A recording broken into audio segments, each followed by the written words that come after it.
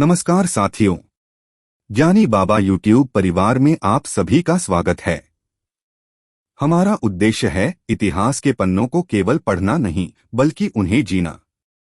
यहाँ हम कठिन से कठिन ऐतिहासिक तथ्यों और शैक्षिक विषयों को सरल भाषा में आपके सामने लाते हैं।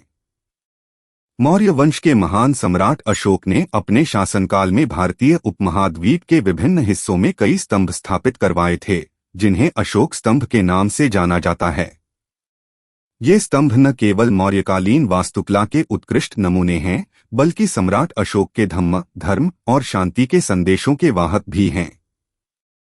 कलिंग युद्ध के भीषण नरसंहार के बाद सम्राट अशोक का हृदय परिवर्तन हुआ और उन्होंने बौद्ध धर्म अपना लिया।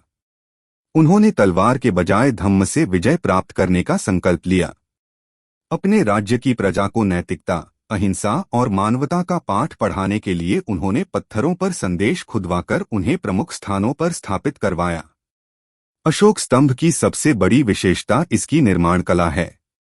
ये स्तंभ एक ही विशाल चुनार के बलुआ पत्थर सैंडस्टोन को तराश कर बनाए गए हैं।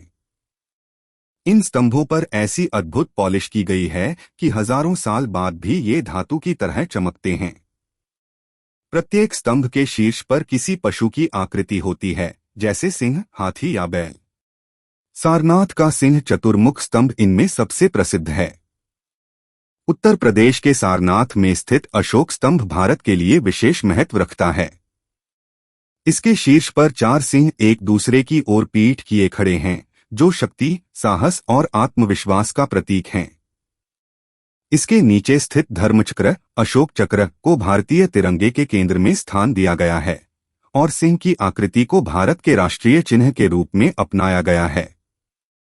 इन स्तंभों पर ब्राह्मी और खरोष्ठी लिपियों में सम्राट अशोक के आदेश खुदे हुए हैं।